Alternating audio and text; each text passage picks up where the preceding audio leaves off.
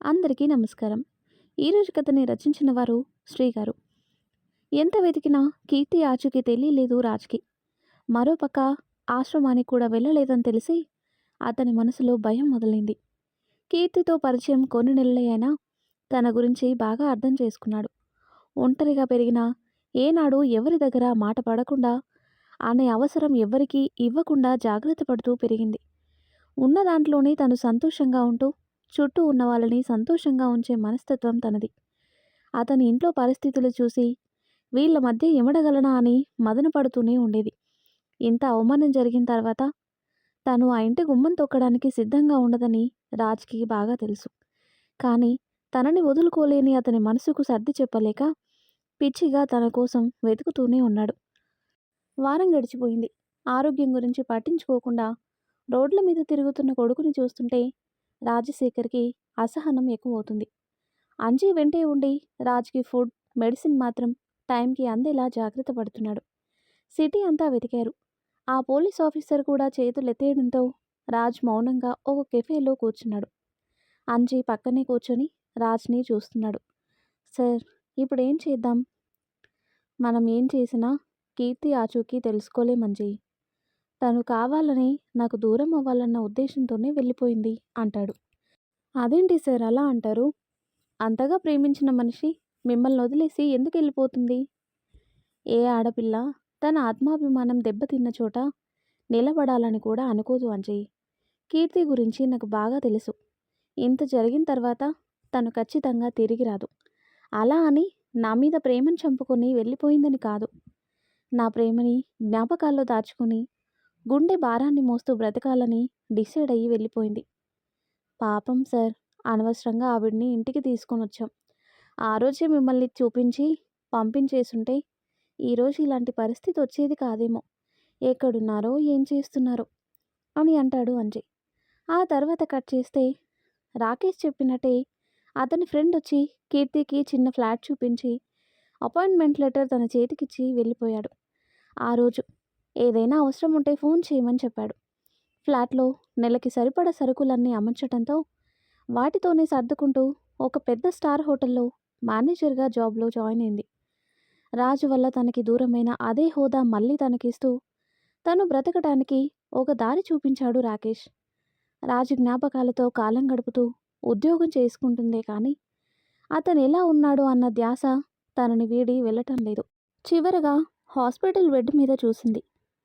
అతను కళ్ళు తెరిచే వరకు ఉన్న మనశ్శాంతి దొరికిందేమో. దాంతో రాజుని చూడాలనే ఆరాటం ఎక్కువైంది తనలో. కానీ అతనికి ఎదురుపడలేదు. అలానే కాలం గడుపుతూ రాజు క్షేమంగా ఉండాలని రోజూ దేవుణ్ణి ప్రార్థిస్తుంది. తనక్కడ ఎలా ఉందో తెలుసుకుందామని మధ్యలో రాకేష్ కాల్ చేశాడు. కానీ తను మాత్రం రాజు ఎలా ఉన్నాడు అని అడిగేసరికి ఇంత జరిగినా వాడి మీద ప్రేమ చావలేదా అని అడిగాడు రాకేష్. నా వ్యక్తిత్వాన్ని చంపుకోలేక అతనికి దూరం అయ్యానే కానీ వాడి మీద ప్రేమని వదులుకోను కాదు అని సమాధానమిచ్చింది కీర్తి. దాంతో రాకేష్ ఇంకేం మాట్లాడలేక వాడు బానే ఉన్నాడు. నీకోసం వెతుకుతున్నాడు. డోంట్ వరీ, ఇప్పటికీ వాడికి అర్థమై ఉంటుంది నువ్వు తిరిగి రావాలి అని అనుకోవటం లేదని. కీర్తి మౌనంగా ఉండేసరికి చూడమ్మా, ఆ ఇంటి మనుషులు అంత మంచివాళ్ళు కాదు. నువ్వు అక్కడున్నా సంతోషంగా ఉండలేవు. రోజు ఆ అవమానాలు భరిస్తూ బ్రతకటం కష్టం. ఆ విషయం నీకు అర్థమైతే రాజుతో నీ జీవితం ఎలా ఉంటుందో అర్థమవుతుంది. మా అమ్మ అనుభవించిన ఆ నరకాన్ని ఇంకో ఆడపిల్ల అనుభవించడం ఇష్టం లేకే నిన్ను వాడికి దూరంగా పంపించాను. వాడి మీద నాకు ఎంత కోపమైనా ఉండొచ్చు, కానీ నీ మీద నాకు ఎలాంటి కోపం లేదు. నిన్ను, నీ పరిస్థితిని చూస్తే మా అమ్మ గుర్తొచ్చింది. అందుకే నీకు హెల్ప్ చేశాను. ఇది అర్థం చేసుకుంటావనుకుంటున్నా. జాగ్రత్త. ఏదైనా అవసరం ఉంటే ఫోన్ చెయ్యి. ఉంటాను. ఫోన్ కట్ చేసి ఆలోచనలో మునిగిపోయాడు రాకేష్. పక్కనే ఉన్న పృథ్వీ అతన్నే గమనిస్తూ భుజం మీద చెయ్యేశాడు. తప్పు చేస్తున్నావేమోరా. పాపం ఆ అమ్మాయి. ఎవరూ లేని అనాథ అని చెప్పావు. ప్రేమించిన వాడిని కూడా దూరం చేయటం పాపం కదా అంటాడు పృథ్వీ. ఆ ప్రేమ తనకి శాపంగా మాత్రమే మిగులుతుంది పృథ్వీ. నిజం చెప్పాలంటే తను వాడికి దూరంగా ఉండటమే తనకి మంచిది. లేదంటే జీవితకాలం ఆ దుర్మార్గుల మధ్య నరకయాతన అనుభవించాల్సి వస్తుంది. అవునా? అసలు వాళ్ళు నీకెలా తెలుసు ఆ రాజు మీద అంత కోపం ఎందుకు అంటాడు పృథ్వీ. ఈ కోపం వాడి మీద కాదు, ఆ కుటుంబం మీద. డబ్బు మదంతో ఎదుటి వ్యక్తుల మీద అహంకారం వెళ్ళగక్కే వాడి తల్లిదండ్రుల మీద. సొంత ఆడపడుచుని నీచంగా అవమానించి దూరం చేసిన ఆ మనుషులు ఎవరూ లేని కీర్తిని బ్రతకనిస్తుందా చెప్పు. గుట్టుగా తన అడ్డు తొలగించుకొని చేతులు దులుపుకునే రకాలు వాళ్ళు. ఎందుకో కీర్తి విషయంలో నాకెందుకులే అని వదిలేయలేకపోయాను. అందుకే ఇదంతా అంటాడు రాకేష్. పృథ్వీ మౌనంగా ఉండిపోయాడు. రాజ్ని చంపాలనుకున్నాను, కుదరలేదు. ఇప్పుడు చంపే అవసరమే లేదు. మిగిలింది ఒక్కటే, సంకీర్తన పేరు మీద ఆస్తులన్నింటినీ ఆ రాజ్ చేతుల్లో నుంచి లాక్కోవటం, వాటిని మా అమ్మకి అప్పగించటం, ఆ తర్వాత ఆ కుటుంబాన్ని రోడ్డుకి లాగటం. ఇంతకీ ఈ సంకీర్తన ఎవరు అని పృథ్వీ అడిగేసరికి నా చెల్లెలు అని చెప్పాడు. నీకు చెల్లెలుందా? ఎప్పుడు చెప్పనే లేదు. అత్త కూడా ఎప్పుడు చెప్పలేదే. చెప్పడానికి తను లేదు. తన పేరు మీద ఉన్న ఆస్తులైనా దక్కించుకోవాలని నా తాపత్రయం. I'm confused bro. లేదు అంటే అర్థం అంటాడు పృథ్వీ. చిన్నప్పుడే నాన్న చెల్లి ఒక యాక్సిడెంట్లో దూరం అయ్యారు. బ్రతికున్నారో లేదో కూడా తెలీదు. అమ్మ చాలా సంవత్సరాలు వాళ్ళ కోసం వెతికి వెతికి అలసిపోయింది. అలా అని ఆశ చంపుకోలేదు కదా. ఇప్పటికీ తన పుట్టినరోజున గుడిలో తన పేరు మీద అన్నదానం చేయిస్తుంది. కనిపించిన దేవుణ్ణి మొక్కుతుంది. సారీరా, నిజంగా ఇవన్నీ నాకు తెలీదు అంటాడు పృథ్వీ. తెలుసుకుని మాత్రం ఏం చేయగలవులే. రేపో గుడి దగ్గరికి రా, అమ్మ అక్కడే ఉంటుంది. అంటే రేపే తన పుట్టినరోజా అంటాడు పృథ్వీ. అవును, 10 రోజుల నుంచే అమ్మ ఏర్పాట్లన్నీ చేస్తుంది. రేపు మనం జాయిన్ అవుదాం. ఓకే అంటాడు పృథ్వీ. ఆ తర్వాత కట్ చేస్తే దేవుడికి నమస్కరిస్తూ సూటిగా విగ్రహం వైపే చూస్తూ నిలబడింది కావేరి. నిర్జీవంగా మారిన తన కళ్ళు చెబుతున్నాయి అడిగి అడిగి అలసిపోయిందని. పూజారి గారు సంకీర్తన పేరు మీద పూజ చేశారు. ఆ తర్వాత రాకేష్తో యాగం జరిపించి అక్కడ అన్నదాన కార్యక్రమం పూర్తి చేసుకుని ఇంటికి బయలుదేరారు. రాకేష్ డ్రైవ్ చేస్తూనే తన వైపు చూశాడు. మా, రేపు బోర్డ్ మెంబర్స్ మీటింగ్ ఉంది. అవన్నీ వద్దనుకొని వచ్చేసాను రాకేష్. నువ్వెందుకు కావాలని అనుకుంటున్నావు? ఎందుకంటే అది నీకు దక్కాల్సిన గౌరవం కాబట్టి. అది నీకు చెందాల్సిన ఆస్తి అంటాడు. అక్కడ నేను ఆస్తిని ఆశించటం లేదు. నేను ఆశించేది అక్కడ దొరకదు. వద్దు నాన్న, వదిలేయి అంటుంది. వదల్లేనమ్మా. ఆస్తి కోసం కాదు, నా చెల్లెల కోసం చేయాలనుకుంటున్నాను. అడ్డు చెప్పొద్దు అంటాడు రాకేష్. నేను చెప్పాల్సింది చెప్పాను. తర్వాత నీ ఇష్టం రా. థ్యాంక్స్ మా, ఈ మాట కోసమే ఎదురు చూస్తున్నాను. కావేరి మౌనంగా ఉండిపోయింది. అంతలోనే రాకేష్ని చూస్తూ రాజ్ ఎలా ఉన్నాడు అని అడిగింది. రాకేష్ ఆవిడ వైపు చూశాడు. పేపర్లో చూశాను, వాడి మీద ఎవరో అటాక్ చేశారని రాశారు. ఇప్పుడు ఎలా ఉన్నాడు? నువ్వు అక్కడికి వెళ్ళావు కదా, వాడిని చూసావా? బానే ఉన్నాడు అంటాడు.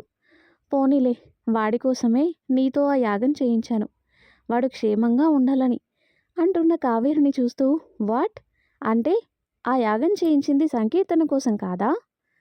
తన పేరు మీద అభిషేకం జరిపించాన్రా, యాగం మాత్రం రాజు కోసమే అంటుంది. రాకేష్ కోపాన్ని అణుచుకుంటూ వాళ్ళు ఎంత ద్రోహం చేసినా ఇంకా వాళ్ళ క్షేమం కోసమే ఆలోచిస్తుంది. నిజంగా మా అమ్మ పిచ్చిది అని మనసులోని అనుకుంటూ ఇంటికి చేరడంతో కారాపి చిరాక లోపలికి వెళ్ళిపోయాడు. ఆ తర్వాత కట్ చేస్తే రాజ్, నీతో మాట్లాడాలి అంటూ గదిలోకొచ్చారు రాజశేఖర్ గారు. రాజ్ అసహనంగా చూస్తూ, నేనేమీ వినే పొజిషన్లో లేను dad, please leave me alone అంటాడు. రేయ్, ఇంకా ఎన్నాళ్ళని దాన్ని తలుచుకుంటూ ఏడుస్తావు? అలాంటి వాళ్ళు పోతే దరిద్రం వదిలింది అనుకోవాలి అంటాడు. రాజ్ కోపంగా చూశాడు ఆయన వైపు. ఓకే ఓకే, అదంతా ఇప్పుడెందుకు?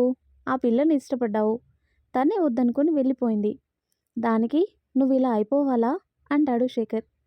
తను వెళ్ళిపోలేదు, మీరే వెళ్ళిపోయేలా చేశారు. సరే, మా వల్లే వెళ్ళిపోయిందనుకో. నీ మంచి కోసమే కదా మేము ఆరాటపడేది. ఒకటి ఆలోచించు, తను నీకు ఏ విధంగానూ సరిపోదు. అర్థం చేసుకోరా, తనని మర్చిపో. రాజేం మాట్లాడలేదు. మౌనంగా ఉండేసరికి, సరే, ఈరోజు బోర్డు మెంబర్స్ మీటింగ్ ఉంది, నువ్వు ఖచ్చితంగా అటెండ్ కావాలి.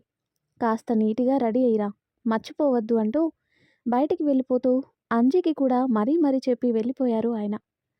సార్, ఇంపార్టెంట్ మీటింగ్ అంటున్నారు కదా, రెడీ అవ్వండి అంటాడు అంజి. సరే అంజి అని అరగంటలో రెడీ అయి వస్తాను, కార్ రెడీ చెయ్యి అంటాడు. సరే సార్ అంటూ బయటికి వెళ్ళిపోయాడు అంజి. రాజ్ వాష్రూమ్లోకి వెళ్ళి సింక్ దగ్గర నిలబడి అద్దంలో తనని తాను చూసుకున్నాడు. అతని రూపురేఖలు అతనికే కొత్తగా కనిపిస్తుంటే నవ్వుకుంటూ క్లీన్ షేవ్ చేసుకుని హెయిర్ జెల్ అప్లై చేసుకుని స్నానం చేసే గదిలోకి వచ్చాడు. ఆఫీస్కి వెళ్ళేటప్పుడు వేసుకోవడానికి సపరేట్గా షూట్స్ ఉన్నాయి అతనికి. అందులో నుంచి ఒక సూట్ తీసుకుని వేసుకుని నీట్గా రెడీ అయి బయటికి వచ్చాడు. అంజి అతన్ని చూస్తూనే ఆశ్చర్యంగా నోరెళ్ళబెడుతుంటే నవ్వుతూ దగ్గరికి వచ్చి అతని నోటిని మూస్తూ ఈగలు దూరుతాయి జాగ్రత్త అంటూ కారులో కూర్చునేసరికి అంజి కూడా కారెక్కి కూర్చున్నాడు. కార్ ముందుకు కదిలింది. సార్, సడన్గా ఏంటి ఈ మార్పు అని అడుగుతాడు అంజి. నథింగ్ అంజి, అలా తన ఆలోచనలతోనే ఉంటుంటే ఏమీ చేయలేను కదా అంటాడు రాజ్. అంటే మేడంని మర్చిపోతారా? మర్చిపోవాలన్నా నా వల్ల కాదులే. ఇవాళ కాకపోతే రేపైనా అది ఎక్కడుందో తెలుస్తుంది. ఆలోపు నేను దేవదాస్లా మారి పిచ్చోడ్లా తిరగటం అవసరమా చెప్పు? పైగా అది కనిపించగానే చేయాల్సిన ముఖ్యమైన పని ఒకటి ఉంది. దానికి నేను సిద్ధంగా ఉండాలి కదా అంటాడు. హా, ముఖ్యమైన పనా? ఏంటది అంటాడు అంజి. రాజ్ అంజి వైపు చూస్తూ కన్ను గీటి అదే అంటూ నవ్వేసరికి అయోమయంగా బుర్ర గోక్కున్నాడు. ఏం మాట్లాడుతున్నారు సార్? లేకపోతే అది చెప్పా పెట్టకుండా పోతే నేను ఇక్కడ దానికోసం ఆలోచిస్తూ పిచ్చోడ్లా మారిపోవాలా? పిచ్చి కోపంగా ఉంది. అది కనిపించని అప్పుడు చెప్తా దాని పని. అరే, అలా ఎలా వదిలేసి వెళ్ళిపోతుంది? మీ అమ్మా నాన్నగారు అన్ని మాటలు అన్న తర్వాత ఎలా ఉంటుంది సార్? ఉండాలి. ఆ ఇంట్లో నా జీవితంలో వాళ్ళకెంత హక్కుందో కీర్తికి కూడా అంతే హక్కుంది. కనీసం నేను స్పృహలోకి వచ్చే వరకైనా వెయిట్ చేసి ఉండుంటే మా వాళ్ళకి పెట్టాల్సిన గడ్డి పెట్టి ఆ ఇంట్లో గౌరవం దక్కేలా చూసేవాడిని కదా. ఆ అవకాశమే లేకుండా వెళ్ళిపోయింది. మా అత్తయ్య అనుకుంటే దానికి డబుల్ ఈగో ఉంది దీనికి అంటాడు రాజ్. హా, మధ్యలో మీ అత్త ఎందుకు వచ్చారు? రేయ్, నువ్వు క్వశ్చన్స్ అడిగి విసిగించకు. అసలే ఫ్రస్ట్రేషన్ తగ్గటం లేదు. ఇలానే విసిగించావనుకో తన్నులు తింటావు. అంజయ్ అయోమయంగా చూస్తూనే నోటికి చెయ్యి అడ్డం పెట్టుకుని కూర్చున్నాడు. ఆఫీస్ రావటంతో కార్ దిగి లోపలికి వచ్చాడు రాజ్. చాలా రోజుల తర్వాత కొడుకును అలా చూసిన రాజశేఖర్ సంతోషపడ్డాడు. మీటింగ్కి టైం ఉండటంతో రాజ్ని తన క్యాబిన్లో కూర్చోమని చెప్పి మీటింగ్ ఏర్పాట్లు చూసుకుంటున్నారు ఆయన. రాజ్ ఆలోచిస్తూ కూర్చున్నాడు. అప్పుడే అంజయ్ కంగారుగా లోపలికి వస్తూ సార్, మీ బావ వచ్చాడు అని చెప్పేసరికి వాట్ అన్నాడు. నిజం సార్, ఆ రాకేష్ వచ్చాడు. రాజ్ మొదట ఆశ్చర్యపోతూనే అంతలోనే తనలో తానే నవ్వుకుంటూ గుడ్, కరెక్ట్ టైంకి వచ్చాడు. ఎక్కడున్నాడు అని అడుగుతాడు. ఇప్పుడే ఆ డిసౌజా గారితో కలిసి మీటింగ్ హాల్లోకి వెళ్ళటం చూశాను. సరే పద, పలకరించి వద్దాం. హా సార్, మీ కడుపులో కత్తి దించాడు, వాడిని పలకరిస్తారంటారేంటి? రేయ్, వాడు వీడు అంటావేంట్రా? వాడు నా బావ, రెస్పెక్ట్ ఇవ్వు. సరే సార్, అదే ఆయన మిమ్మల్ని పొడిచారు కదా, వాడేదో కోపంలో చేశాడు. అదే పట్టుకొని కక్ష పెట్టుకొని కూర్చుంటావా ఏంటి? పద అంటూ బయటికి వచ్చాడు రాజ్. అప్పుడే రాజశేఖర్ మీటింగ్ టైం అవుతుందని పిలవటంతో మీటింగ్ హాల్లోకి ఎంటర్ అయ్యాడు రాజ్. ఎప్పుడూ ఖాళీగా ఉండే చైర్లో రాకేష్ని చూసి రాజశేఖర్ ఆశ్చర్యపోతుంటే రాజ్ మాత్రం నవ్వుతూ రాకేష్ని చూస్తూనే కూర్చున్నాడు. అతను అంటూ రాకేష్ని చూపిస్తూ అనుమానంగా అడిగాడు రాజశేఖర్. సంకీర్తన షేర్స్కి అసలైన వారసుడు రాకేష్ డిసౌజా, నా తమ్ముడు కొడుకు అంటూ రాకేష్ భుజం మీద చెయ్యేస్తూ చెప్పాడు డిసౌజా. మిస్టర్ డిసౌజా, మీ తమ్ముడు కొడుకు మాత్రమే కాదు, మా డాడ్కి మేనల్లుడు కూడా. ఆ విషయం మీకు గుర్తులేనట్టుంది అంటాడు రాజ్. గుర్తులేనిది మీ డాడీకే మిస్టర్ రాజ్. ఆయన మేనల్లుడినని చెప్పుకుంటూ తిరగాలన్న ఆశ నాకేం లేదు. నేను వచ్చింది నా చెల్లెలి పేరు మీద షేర్స్ కోసం అంటాడు రాకేష్. అదెలా కుదురుతుంది? సంకీర్తన లేదు కాబట్టి తన షేర్స్ అన్నీ అసలైన వారసుడు రాజ్కే కదా చెందుతాయి అంటూ రాజశేఖర్ అనేసరికి రాకేష్ కోపంగా చూస్తూ లేచి నిలబడ్డాడు. అంటే ఇప్పుడు ఈ షేర్స్తో నాకు ఎలాంటి సంబంధం లేదని చెబుతున్నారా అంటాడు రాకేష్. అంతే కదా అంటాడు రాజశేఖర్. డాడ్, మీరు కాసేపు సైలెంట్గా ఉంటారా అంటాడు రాజ్. అది కాదురా, ప్లీజ్ కామ్ డౌన్. మీ కొడుగ్గా కాదు, ఈ కంపెనీ యజమానిగా చెప్తున్నాను అని రాజ్ సీరియస్గా చెప్పేసరికి ఇంకేం మాట్లాడలేదు రాజశేఖర్. రాకేష్ వైపు చూస్తూ కూర్చోమని సైగ చేసి మేనేజర్తో కొన్ని డాక్యుమెంట్స్ తెప్పించి సంతకాలు చేసి రాకేష్ చేతికిచ్చారు. రాకేష్ అయోమయంగా చూస్తుంటే, సంకీర్తన షేర్స్ అన్నింటికి నువ్వే వారసుడివి రాకేష్ అని రాజ్ చెప్పిన మాటలకి అటు రాజశేఖర్ ఇటు డిసౌజా కూడా షాక్ అయ్యారు. కాకపోతే ఒకటి, తానొచ్చేవరకు ఈ షేర్స్ మీద నీకు అధికారం ఉంటుంది, అంతే. వాటిని అమ్మటానికి నీకెలాంటి హక్కు ఉండదు. అలాగే ఈ ఆఫీస్లో నీకు అన్ని హక్కులు ఉంటాయి, ఓకే అంటాడు రాజ్. రాజ్, ఏం చేస్తున్నావు? డాడ్, నేనేం చేస్తున్నానో నాకు తెలుసు. ఇక కంపెనీలో జరిగే అన్ని విషయాలు రాకేష్కి తెలియాలి. మీరు చైర్మన్ పోస్ట్లో ఉన్నారు కాబట్టి రాకేష్కి ఎండి పదవి అప్పగించండి, ఓకే? ఇదే నా ఆదేశం. ఇక మీటింగ్ కొనసాగించండి అంటూ రాజ్ చెప్పటంతో ఆ నెల కంపెనీ అకౌంట్స్ అన్నీ అందరికీ చూపిస్తూ లాభ నష్టాల బేరీజులు వేసి పనిలో పడిపోయారంతా. రాకేష్కైతే ఇంకా షాకింగ్గానే ఉంది. రాజ్ తనకి అంత ఈజీగా సంకీర్తన ప్రాపర్టీస్ అప్పగిస్తాడని ఊహించలేదు అతను. ఎలాగో ఆ ప్రాపర్టీస్ ఇవ్వడానికి ఒప్పుకోరు. ఆ తర్వాత కోర్టులో కేసు వేసి ఆ కుటుంబాన్ని, కంపెనీని రోడ్డుకు లాగాలన్న ఉద్దేశంతోనే ఆ మీటింగ్కి అటెండ్ అయ్యాడు. కానీ చివరికి అతన్ని ఎండీని చేస్తూ సంకీర్తన ప్రాపర్టీస్ అన్నీ తన చేతిలో పెట్టేసరికి ఆ షాక్ నుంచి తేరుకోలేకపోయాడు. ఇంకో గంటకి మీటింగ్ ఫినిష్ అయింది. రాజ్ చేసిన పనికి రాజశేఖర్ కోపంతో ఊగిపోతూ తన క్యాబిన్లోకి వెళ్ళిపోయారు. అందరూ రాకేష్కి శుభాకాంక్షలు తెలియజేస్తున్నారు. అందరూ వెళ్ళిన తర్వాత రాజ్ వచ్చి కంగ్రాట్స్ బావా అంటూ చెయ్యి ముందుకు చాపటంతో రాజ్ వైపు అనుమానంగా చూస్తూనే చెయ్యి కలిపాడు. ఇక నుంచి నీ కళ్ళెదురుగానే ఉంటాను, దొంగ దెబ్బ తీయాల్సిన అవసరం లేదు, డైరెక్ట్గా అటాక్ చేయొచ్చు అంటాడు రాజ్. ఈ షేర్స్ అంత ఈజీగా ఇస్తావని అనుకోలేదు. అసలు నీ ప్లాన్ ఏంటి అంటాడు రాకేష్. ప్లాన్ లేదు, పాడు లేదు. మా ఇంటి ఆడపడుచుకి దక్కాల్సిన గౌరవం అది. ఇన్నేళ్ల తర్వాత అత్త అన్నీ మర్చిపోయి నిన్నిక్కడికి పంపించింది. ఆ నమ్మకాన్ని నిలబెట్టాలని నా ప్రయత్నం అంటాడు రాజ్. ఏంటి, తెలివితేటలు ప్రదర్శిస్తున్నావా? మా అమ్మ అలా మనసు విరిగి అందరికీ దూరంగా బ్రతకటానికి కారణమే నీ కుటుంబం. దాన్ని నేను ఎప్పటికీ మర్చిపోను అంటాడు రాకేష్. లేదు బావా, నేను తెలివితేటలు ప్రదర్శించాలి అనుకుంటే నీ గురించి తెలిసిన నాడే జైలుకి పంపించి ఉండేవాడిని. కానీ ఎందుకలా చేయలేదో తెలుసా అని రాజు అడిగేసరికి రాకేష్ అతని కళ్ళలోకి చూశాడు. నువ్వు నా అత్త కొడుకువి కాబట్టి రక్త సంబంధాల మధ్య అభిప్రాయ భేదాలుండొచ్చు, పాగా ప్రతీకారాలు ఉండకూడదు. నీకు నా మీద అంత పగెందుకో నాకు తెలీదు, బట్ నాకు నీ మీద ఎలాంటి కోపం లేదు. ఇది నువ్వు అర్థం చేసుకుంటే చాలు. గుడ్లకని చెప్పి బయటకు వచ్చేశాడు రాజ్.